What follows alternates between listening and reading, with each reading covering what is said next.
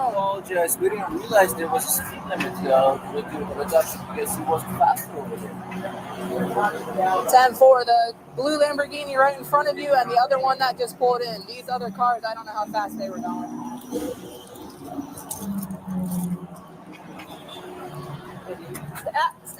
Stay in the car.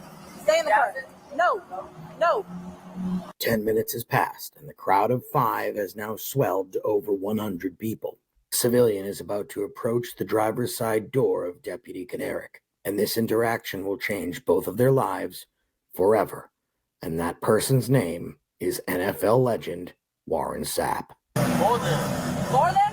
I was getting out of the car's way. You all right? I'm great. You sure? Well, I was until I got to do this. That ain't your job? Oh, it is my job. I'm just thinking. Deputy Kanarek mutes her body cam, and almost a year later, still no one is exactly sure why. We'll pick up when audio. So pause that right there, Anthony. You know, Mark, I don't know. So is there's got to be specific policies about when a camera can be muted, when it's turned on, when it's turned off. What would be a reason for muting it during an interaction with someone? Nothing that I've seen here. I can tell you that right now. So, I mean, there are some exceptions. And actually, Bill, you hit on one earlier, and it's really specific to, not specific to the DEA, but the DEA is a good example of where there's a lot of confidentiality happening sometimes. It could be a confidential informant, things like this. There can be information that were released to the public. It could harm an investigation. It actually could put someone in danger, officer, a citizen, an informant, things like this. So that's one example that you actually brought up. Some other examples that are really more general across the board would be conversation incidental to an investigation. In other words, let's say a California Highway Patrol officer goes to someone's house and they are investigating a hit and run accident. They're either talking to a would-be suspect or victim, and they're getting specifics about the incident. That's being recorded because that's for investigation purposes. But let's say the investigation conversation stops, and now the person, well, how do I get an accident report? And I want to talk to my my father-in-law because he was in the car. Things like those things you can turn off because they're not relevant to the investigation, and you don't want to start putting personal information that's not necessary for the investigation on the recording. Another even broader example, one's applied a lot, would be HIPAA violations. An example of that would be if let's say you arrest somebody and you're taking them for a blood test, for drug screening, for DUI, things like this. All that is being recorded on, with the doctor or the phlebotomist making the draw, things like this. All that's got to be recorded for the investigation. But after that, let's say there's some kind of interaction with medical personnel and the subject there about what medications they're on that are not relevant to the investigation, what kind of health issues they may have, things like that. That you actually have to turn off because that would be a violation of HIPAA to actually put that in the public purview. But conversations that are clearly specific to a lawful interaction, a contact between the law enforcement official and the public.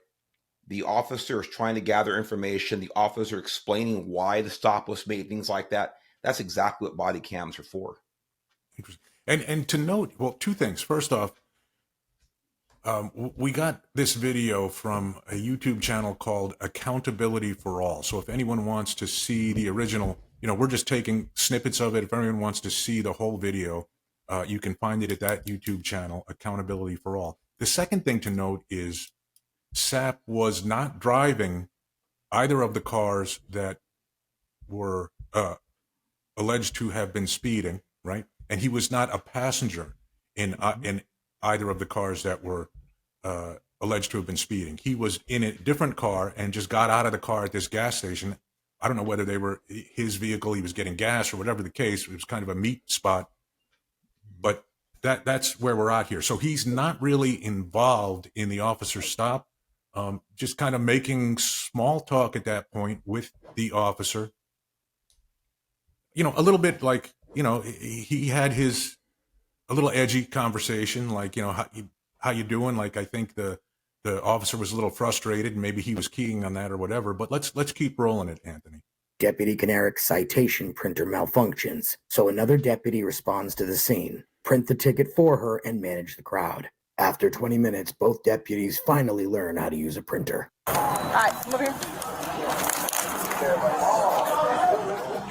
All right, I'm giving you a citation, okay? 63 and a 35. That's unacceptable, man. That's almost double the speed limit. Like I said, we're part of the rally. I understand what Freeze that, you should Anthony. be part of the rally. Now, notice she said that's almost double the speed limit. And I guess there was some trouble, 20 minutes to write a ticket, Mark? Is that normal, or is that a little? No, it's not normal. I'll put that word in quotes because Is there a normal? The word is, in other words, because he's get challenged about how long you detain someone. These can be challenged in court, things like this. I think the word that we're looking for, Bill, is reasonable. What's a reasonable amount of time? And I know I get a little bit off track here, but a good example about this is if you have reason to believe, or if you get you actually get permission from someone to search the car, without a warrant, without probable cause. Someone, okay, you can search my car. It's okay. I'm going to call for a canine unit here, specializes in narcotics, and okay, it's fine. And it takes an hour for that dog to get there, that unit to get there. Is that reasonable? And I put that out there in the minds of the viewers and listeners just to understand there's a lot of gray area here. Now, they talk about the printer not working, things like this, so it took 20 minutes. Is that reasonable? If the ticket's required by policy to be printed out on the printer, is it reasonable now another deputy has to come over and fix it? I don't know. Maybe it's possible. It's reasonable. It's certainly a long time for the citizen there waiting. Yeah, it's a long, long time. It's something I learned about Warren Sapp through watching other interviews with him about this event, which we're not going to cover today, but he is a huge fan of these police auditing YouTube channels, right? He's very into that. And in one interview, he said it drives his wife crazy because he's constantly watching these videos of interactions with police. So let's roll it, Anthony. Now, again, I want to be clear. She said almost double the speed limit there. She didn't say double. So go ahead. I can live in town. I completely understand, but going almost double the speed limit's a little unacceptable.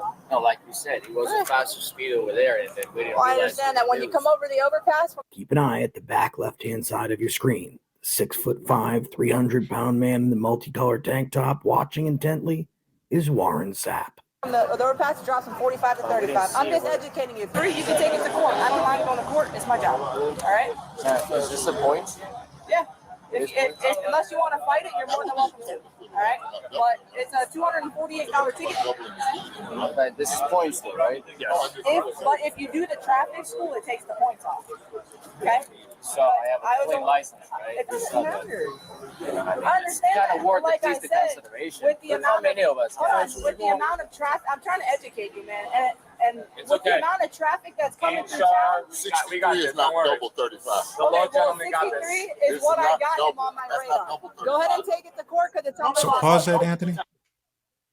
Now, up to this point, I mean, I think she did a pretty decent job, Mark. She's trying to explain it. And, a little bit, maybe a little bit confrontational, like I'm trying to educate you, et cetera, et cetera. I don't know if she needs to go there, but I'm not, who am I to second guess that? But again, you see Warren Sapp step in and he says 63 is not double 35. Well, she never said it was double. She said it was almost double. So I don't think he heard her correctly. That's the only assumption I can make. So go ahead, Anthony. Okay, but you're almost double. Okay, but you're going over the speed limit. I got that, but you Okay. said doubling the speed limit. Okay. You didn't double the speed limit. Okay, well I got it. They're exaggerating. Okay, well I got it, and I wrote for what I got was I got you, but 63. you said I Okay, said so I said what I said, but I didn't write them for double. Then I wrote them for no, what I but got. what you're saying All right, is all right, incorrect. Well, just for future reference, through this You town, like to be correct, that's all. That's Hold on, what's not correct? You guys have No, no that's correct. You was telling me to do what? What you mean? Stop what? Are you serious? What Want is to that? go to jail today? Say that, 63. Okay, hold that right there. So, there's a threat of jail right there, right? So he's kind of arguing with the police officer about whether she said double or not, or what the speed was, whatever.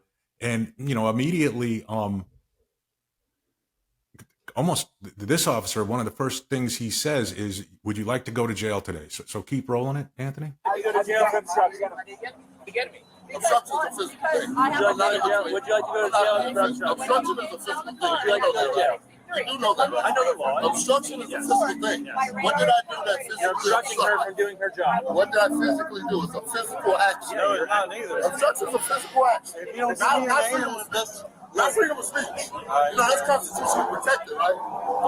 Yeah, that's right. Right, now it's my turn. It's not alarm day, 588. 588. If you don't remember his name during an investigation, that's obstruction. What's your name and badge number? Okay. Coon Fair, 734. Boom. All right, 734. Yeah. Detain for what? I'll take that. Detain for what? Now Warren Sapp's being And told freeze that right there. That's kind of the end of that one, Anthony. So then he's getting handcuffs put on him. You know, he's getting handcuffs put on him, and he's told he's detained. Mark, I'm not a lawyer. I don't know I don't know Florida law. I don't know if obstruction is a physical thing or in general terms, you could there's probably a difference between interfering and obstructing. Mm-hmm. But at what point, the driver of the car has the ticket in his hand. Mm-hmm. So ostensibly, at what point do the police officers have some obligation to just say, okay, our work here is done. Let's move on, or order the crowd to disperse. I don't know, but putting him in handcuffs and detaining him and taking his camera from him at that point, what is that about? Ego. Yeah. Look, this is, you talked about Warren Sapp being a big fan of the constitutional rights videos, however, you phrase it, but we know what we're talking about here, police interactions. And clearly Warren Sapp is doing what he can to egg the officers on. First of all, and you alluded to this, Bill, that, I don't know what the law is in Florida here either, where I live, but I know it pretty well in California. My guess they're probably pretty, fairly similar. But you're right. Interfering, delaying, or obstructing in California is 148 PC is what it is. It's a very, very broad, law that an officer can use. Can someone delay you just by, screaming in your ear when you are conducting an enforcement contact without physically touching you? Absolutely. So it doesn't have to be physical. Again, as far as I know in California, my guess is it's the same as here. I'm not a lawyer either. Mm-hmm. But you make the absolutely valid, accurate point that for the most part, once the violator has signed that citation, they're free to go. Now, do they have questions for the officers? The officer probably should stay and answer, to a reasonable level, length of time. Yeah. Well, okay, do I have to go to court, or can I just mail this in? You can do this, you can do that, blah, blah, blah. But you're right. The enforcement contact is done. The person's free to leave. And the officer could just say, especially the citing officer, she can say, listen, you got any more questions? Here's my number. You can call the office, but you don't need to go to court. You can mail it in. You can go to court and fight it. I'm out of here. Bye, bye, bye. And that would have been the end of it. The deputy who spoke up and said, hey, do you want to go to jail? This is just, to me, it's just an ego thing. You sit there, and sometimes a good officer, a good law enforcement official, in this case, a deputy, your job is just sit there and take it a little bit. Yeah, You want to yell at me, you want to call me names, blah, blah, blah. Okay, fine. You look at this guy. Sir, is there anything else I can do for you? You get in your unit, you leave. That's it. It's done. There's no reason to make that threat. The problem is once you make that threat, now you don't follow through with it. In other words, you want to go to jail. I'm going to put handcuffs on you. If you don't follow through with it, not only you, but your whole agency, the industry, so to speak, kind of loses, authority. If you make these claims of enforcement, you don't follow through. Don't make them unless there is valid, legal, not only ability, but necessity to follow through with it. Otherwise, leave it alone. Yeah. Yeah, good point. I don't know, it seemed, I don't want to second guess, but I think it's pretty obvious in this case. It probably shouldn't have happened in the way that it did. Now, another thing I see in a lot of these videos, Mark, and it's become, where the more and more videos like this that are out there, the more people start to kind of mimic the language that's in these videos. Sapp later requested just a few minutes later, he was in handcuffs, and I think they were putting him in the car, and he said he wanted to talk to a supervisor. Mm-hmm. In California, how does that work? If someone requests speaking to a supervisor, does everything freeze until a supervisor gets there, or is there no obligation, or how does that work? Yeah. So there's an obligation to make again, I'm speaking about my previous employer. But again, I worked in Los Angeles County, and I think the policies are all pretty similar with, I think all the agencies, certainly ones I worked with, the large ones, but you need to make an effort. If someone says, I want to see a supervisor, you have to make an effort to contact and request a supervisor. Now, again, you may have one supervisor working, and you may have an officer involved shooting, a triple fatality, block on the 405 freeway, and a supervisor is not available. So in that case, you're not required to sit there for 9 hours until a supervisor can respond, but you are required to make that request. And if it's, again, reasonable, what does that mean? Well, it depends on the circumstances. Is it a reasonable amount of time for a supervisor to respond? Now, of course, there are a lot of ways a supervisor can respond other than physically. If a cell phone, hey, put the person on the phone. I can answer questions for him or her, things like that. So, that's it in a nutshell as far as, the obligation for you to request a supervisor. Yes.